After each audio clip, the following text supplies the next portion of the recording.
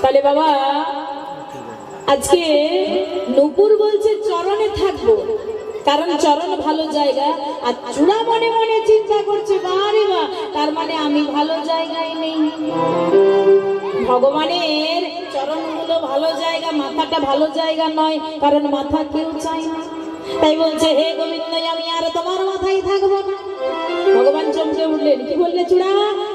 কি বললে? তোমার মাথা খারাপ হয়ে গেছে? আমার মাথায় থাকবে না মানে? না না না, তোমার মাথায় থাকবো না গোবিন্দ, কারণ তোমার মাথাটা ভালো নয়। কি? না না, তোমার মাথাটা ভালো জায়গা নয়, তোমার মাথা কেউ চাই না, চরণে সবাই চাই। তাই আমি আর তোমার মাথায় থাকবো না, এবার তোমার চরণ চাই। যখনই বলেছে চরণ চাই, ভগবান বলছে আচ্ছা চূড়া, তোমাকে যদি আমি চরণে রেখে দিই তাহলে নূপুর কোথায় যাবে? চূড়া বলছে কেন গো প্রভু, আমি তো মাথাটা ছেড়ে দেব, তাহলে নূপুরকে মাথায় তুলে নেব। কি মায়েরা ভালো লাগবে বলো তো? তোমরাই বলো, বিচার করে বলো। কি বাবা, আজকে চূড়া যদি পায়ে থাকে, নূপুর যদি মাথায় থাকে, শোভা পাবে? বলেন না, ভালো লাগবে না। তাই এখানে গোবিন্দ আমার বললেন ওগো চূড়া, আমার চরণ আমি তোমাকে কোনোদিন দিতে পারবো না, কোনোদিন না। তবে হ্যাঁ, তোমার যখন মনের আশা চরণ চাই, আমার যে দামি চরণ আমি তোমাকে দেব। দামি চরণ? বলে হ্যাঁ হ্যাঁ, আমার যে দামি চরণ, আমার গুরুর চরণ আমি তোমাকে দেব। চূড়া মনে মনে চিন্তা করছে, ভগবানের গুরু মানে সান্ডিল্যমণি না গর্গমণি?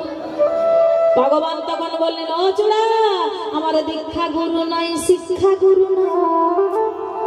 তবে তবে কোন গুরুর চরণ দেবে গো প্রভু? বলি আমার প্রেমের গুরু। ভাইরা জানো গোবিন্দের প্রেমের গুরুকে? রাধা রানী। ওই রাধা রানীর চরণ আমি তোমাকে দেব দেব। এই চূড়ার মনোবাসনা পূর্ণ করবার জন্য ভগবান শ্রীকৃষ্ণ এই লীলাটা করেছে। তাহলে প্রথম কারণ কি বলেছিলাম মায়েরা, মনে আছে? এই লীলাটার পিছনে প্রথম কারণটা কি? অহংকার। এরকম করে নাম শুনতে হয়।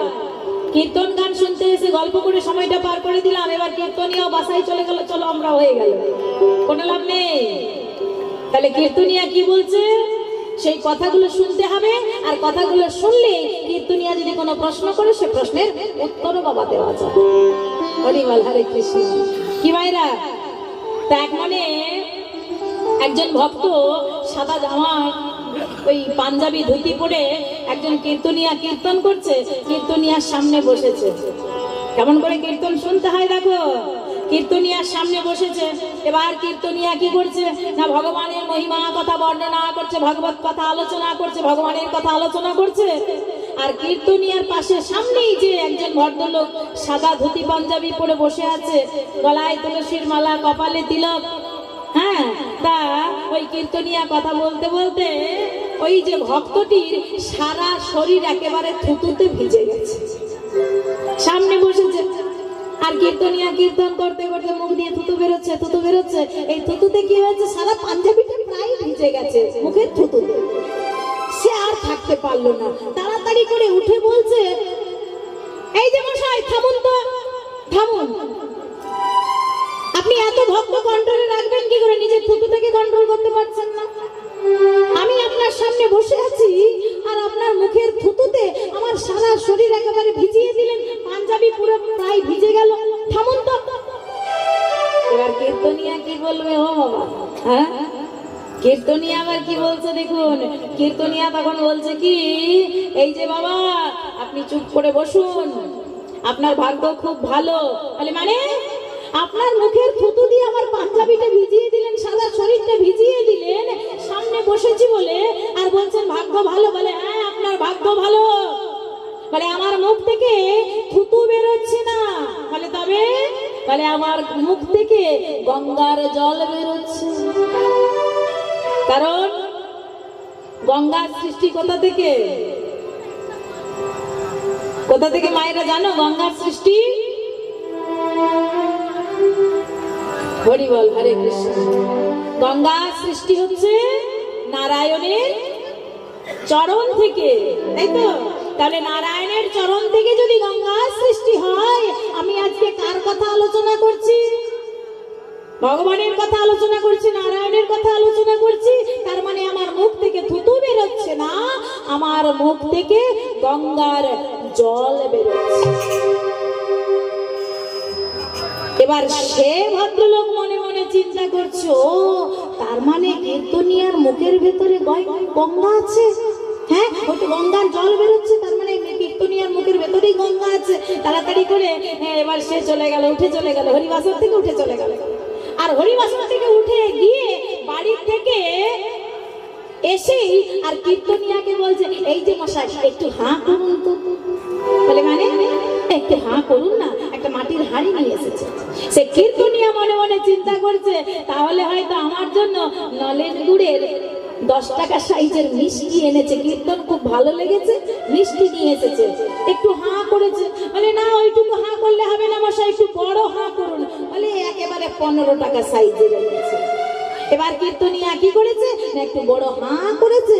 আর তখন সেই ভদ্রলোক কি করলো, হাঁড়ি থেকে কতগুলো ছাই বার করে কীর্তনিয়ার মুখে।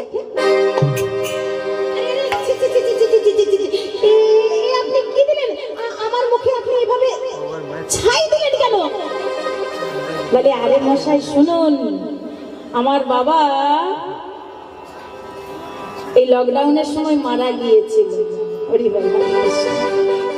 তা আমার বাবা মারা গিয়েছিল, তো সব গাড়ি ঘোড়া সব তো বন্ধ ছিল, তো অস্থি দিতে পারিনি, গঙ্গায় যেতে পারিনি, মানে কলকাতা যাওয়া হয়নি, ত্রিবেণী যাওয়া হয়নি। তো সেই ছাইগুলো বাড়িতে রাখা ছিল। তা আপনি যখন বললেন যে আপনার মুখের ভেতরে গঙ্গা আছে, তো সেই ছাইগুলো নিয়ে এসে আপনার মুখে দিলেন।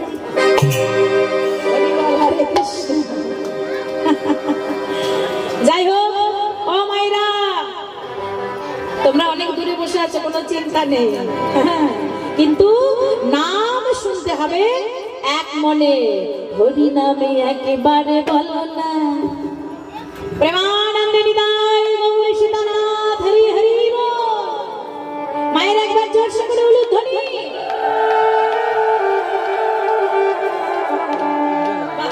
ভোল্টেজটা আরেকটু বাড়বে মনে হচ্ছে।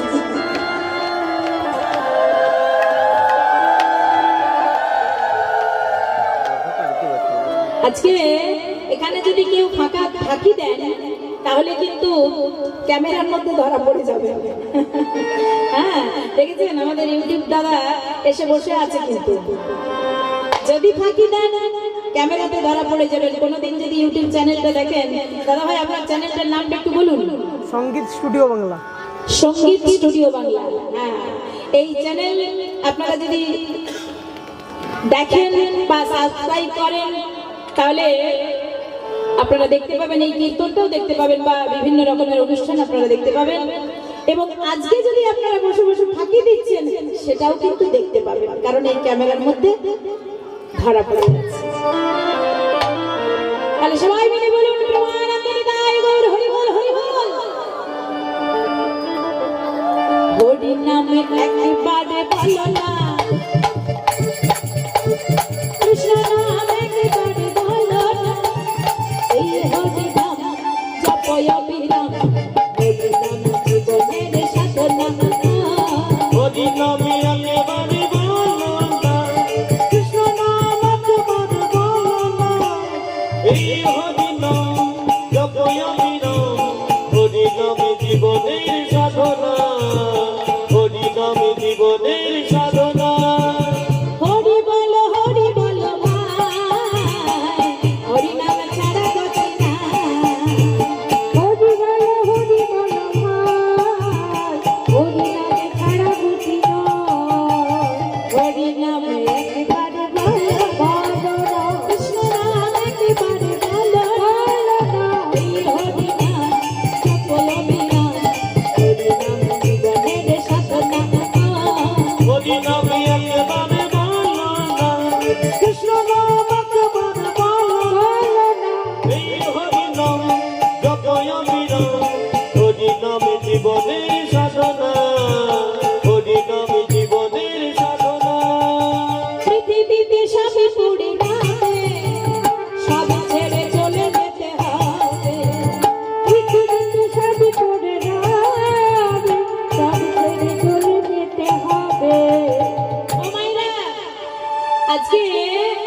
এই পৃথিবীতে যা কিছু দেখছি সব কিন্তু পড়ে থাকবে, আমাদেরকে ছেড়ে চলে যেতে হবে কি মা? এই সংসারে যা কিছু আমরা বিষয়বস্তু ভোগ করছি বাবা, ভেবে দেখবেন এই আজকে যে আমি চাকরিটা করছি না, আমাদের সংসারে যে চাকরিটা আমি করছি, এই চাকরিটা আমার শাশুড়ি মা করছিল। কি করছিল? তো শাশুড়ি মা রিটায়ার হয়েছে, আমি জয়েন করেছি। একটা দিন আসছে বাবা, আমি রিটায়ার করব, আমার বৌমা এসে জয়েন করবে। পরিবর্তন সংসারের নিয়ম। পৃথিবীতে সবই পড়ে যাবে, সবই ছেড়ে চলে যেতে হবে।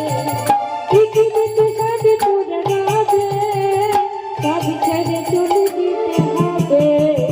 বিষয় বাড়িয়ে সুন্দর নারী, বিষয় বাড়ি সুন্দর নারী, বিষয় বাড়িয়ে সুন্দর নারী, বিষয় বাড়ি সুন্দর নারী। কিছুর সাথে যাবে না। হরি নামে একবারে হরি বল, হরি বল, হরে কৃষ্ণ, ভগবান বল না। এই হরি নাম জপয় আমি নাম, হরি নামে জীবনের সাধনা, হরি নামে জীবনের সাধনা, হরি নামে জীবনের সাধনা। তাহলে আজকে রাধারানীর অহংকার নষ্ট করলেন কি করে? না, ভগবান শ্রীকৃষ্ণ যমুনার তীরে গিয়ে সুন্দর শোভাটা দর্শন করছে। আর সেই শোভা দর্শন করতে করতে হঠাৎ করে রাধারানীকে মনে পড়ে গেল। যে না রাধারানীকে মনে পড়েছে, রাধা নামের সাদা বাসিটি নিয়ে বলছে, ওরে বাসি, তোকে বহু যত্ন করে সেধেছি, আজ আমি যা বলবো তুই তাই করবি।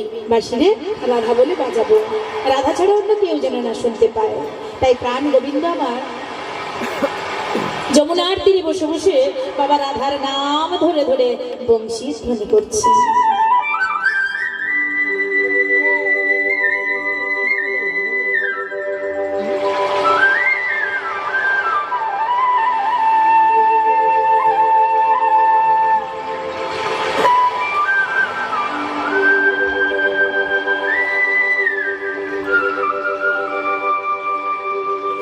ওগো রাধে, আজ আমি বংশী ধ্বনি করে তোমায় কথা দিচ্ছি রায়, আজ নিশীতে আমি তোমার কুঞ্জে যাব। রাধিগো, সমস্ত নিশি আনন্দ উৎসব করে কাটাবো।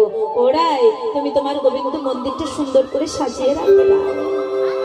আমি আজ কথা দিচ্ছি তোমার কুঞ্জে যাবই যাব। আহা, আজকে শ্রীমতী রাধারানী গোবিন্দ আসবে বলে কথা দিয়েছে, তো গোবিন্দ আসবে বলে সুন্দর করে কুঞ্জটা সাজাবে। ললিতা, বিশাখা, সুচিত্রা, চম্পকলতা, সুদেবী, রঙ্কদেবী, তুঙ্কবিদ্যা, ইন্দুরেখা অষ্টসখীতে ডেকে বলে, ললিতা কি রে?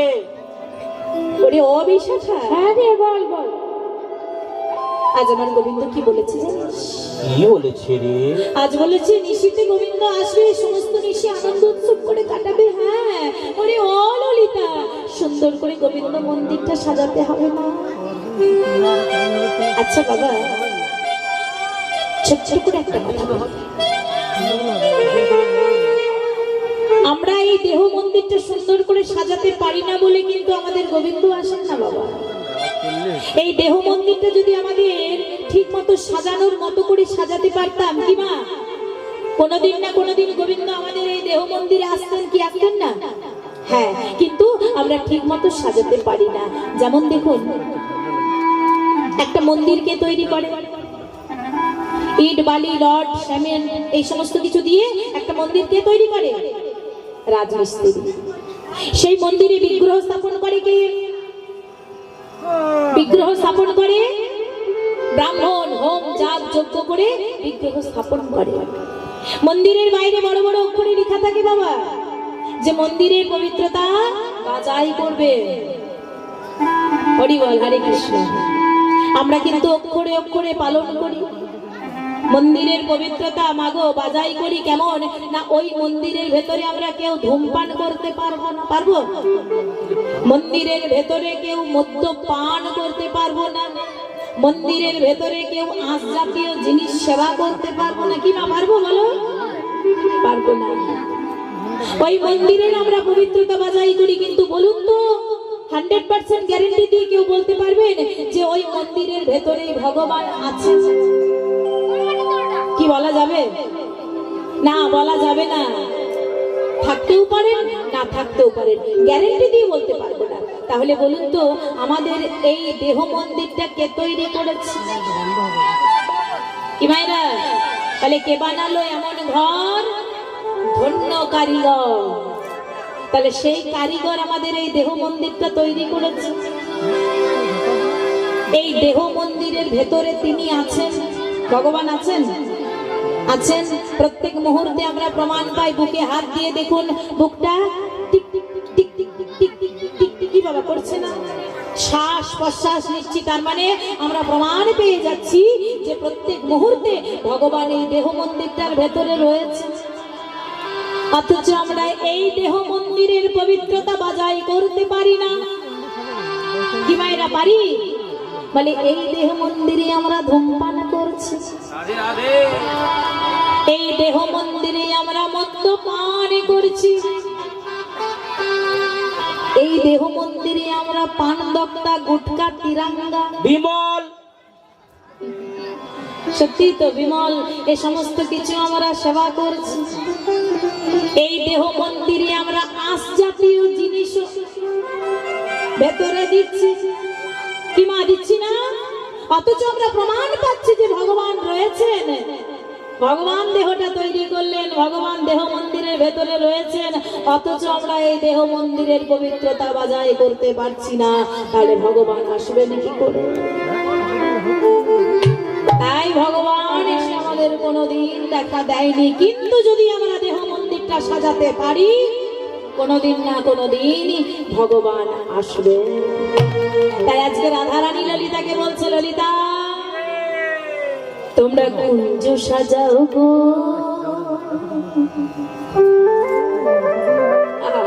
সুন্দর করে সাজিয়ে দাও, গোবিন্দ আসবে। আজ আমার প্রাণনা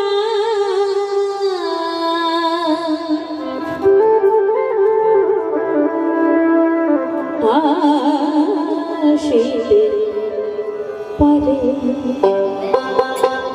মায়েদের উদ্ধরি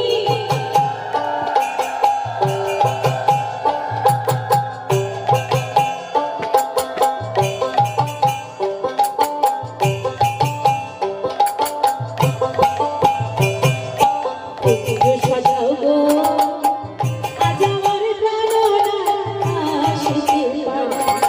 কুঞ্জ সাজাবো, আজ আমার প্রাণনা আসিতে পারে। তোমরা কুঞ্জ সাজাও গো, আজ আমার প্রাণনা আসিতে পারে। মনে চাই প্রাণে চাই, মনে চাই প্রাণে চাই, দিলে চাই জানে কথা। কুঞ্জ সাজাবো, আজ আমার প্রাণনা আসিতে পারে।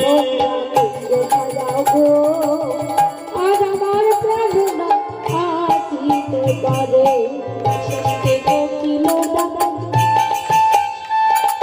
কুহু কুহু সুরে, বসন্তে কোকিল ডাকে কুহু কুহু সুরে। বসন্ত কোকিলা ডাকে কুহু কুহু সুরে। আমার যৌবন বসন্তই মনে রাখিতে না পারে তোমরা। কুঞ্জ সাজাবো, আজ আমার প্রাণনা আসিতে পারে। তোমরা কুঞ্জ সাজাও গো, আজ আমার প্রাণনা আসিতে পারে। তোরে গোলাপ চুয়া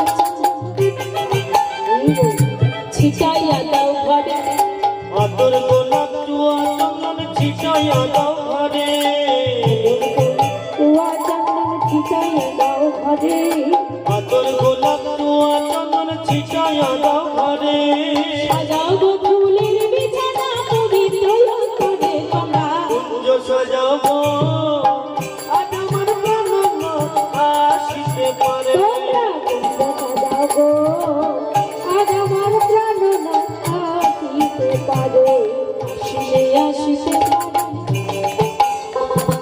ভরসায় করে, আসিলে আসিতে পারে ভরসায় করে। আসিলে আসিতে পারে ভরসায় করে। আসিলে আসিতে পারে ভরসায় করে। আজকের যিনি পদটা রচনা করেছেন, মানে এখন আমি যে পদটা গাইছি বাবা, একজন মুসলমান পদকর্তা এই পদটা রচনা করেছেন। বাঙালি নন, হিন্দু নন, মুসলমান। তিনার নাম হলো আব্দুল করিম। হ্যাঁ, কত বড় ভক্ত ছিল মুসলমানের ছেলে হয়ে। রাধারানী যেমন গোবিন্দের বাঁশি শুনতে পেতেন, আব্দুল করিম গোবিন্দের বাঁশি শুনতে পেতেন। তাই আজকে সেই মুসলমান পদকর্তা বলছে, রাধে গো আসিলে আসিতে ভরসায়ন করে, আসিলে আসিতে পারে ভরসায়ন করে।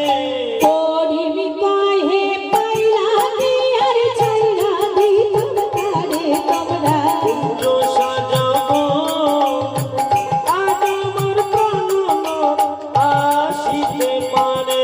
আমার মনে চাই প্রাণে চাই, মনে চাই প্রাণে চাই, দিলে চাই জানে তোমরা। কুঞ্জ সাজাবো তাই বল হরি বল আসিতে পারে। তোমরা কিন্তু সাজাও গো, আজ আমার প্রাণ আসিতে পারে। তোমরা কুঞ্জ সাজাবো আজ আমার প্রাণ আসিতে পারে। আজ আমার প্রাণ আসিতে পারে, আজ আমার প্রাণ আসিতে পারে।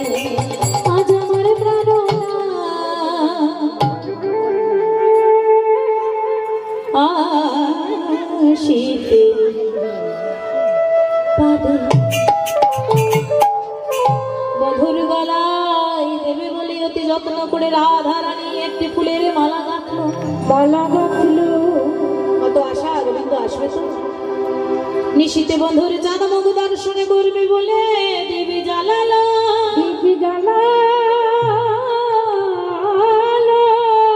বধুই আমার এসে বিশ্রাম নেবে বলে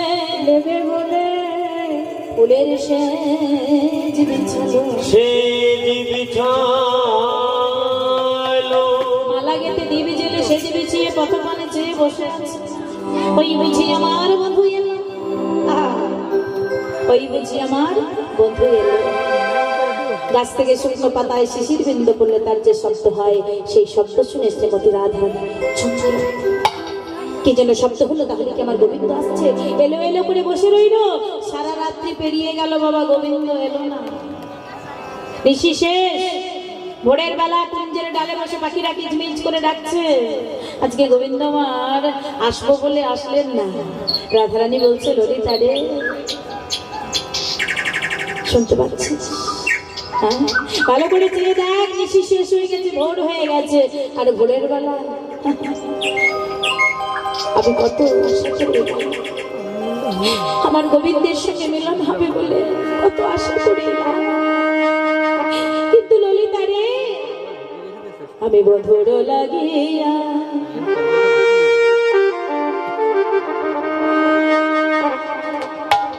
সেজ বিছাইল,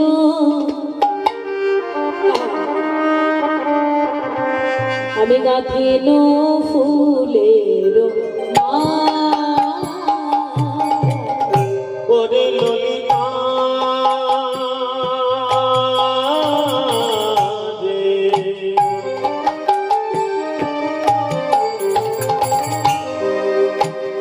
আমার প্রাণ বধূ এলো না রে।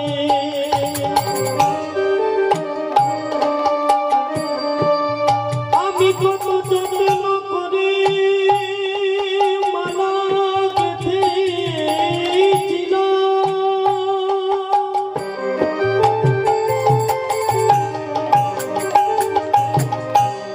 কেন এলো না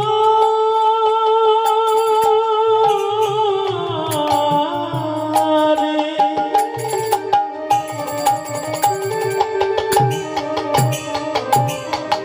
ললিতা আমার প্রাণ এলো না, কেন এলো না।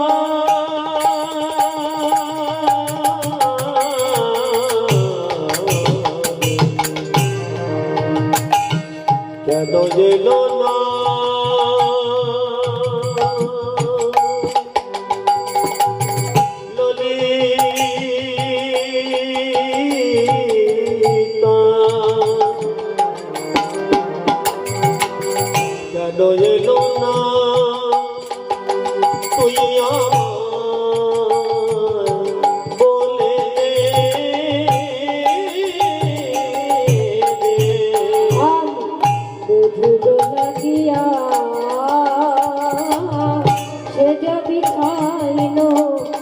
কঠিন ফুলের মালা আমার মালা শুকাইল ওরে ললিতা রে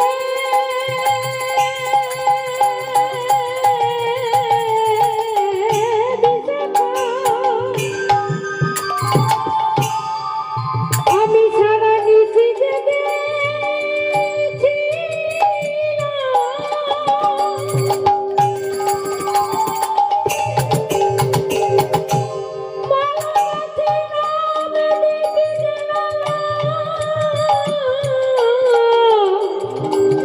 আমার বধূ এলো না রে মালা শুকাইল নিশি পাহাইল তবু নাই আইল তবু নাইল কালা বলে কিয়া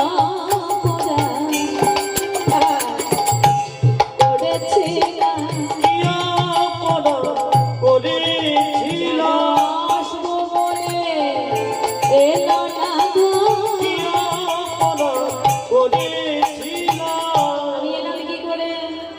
আজকে রাধারানী বলছে ওরে ও ললিতা আমার কেমন ঘরে বাস তোরা তো জানিস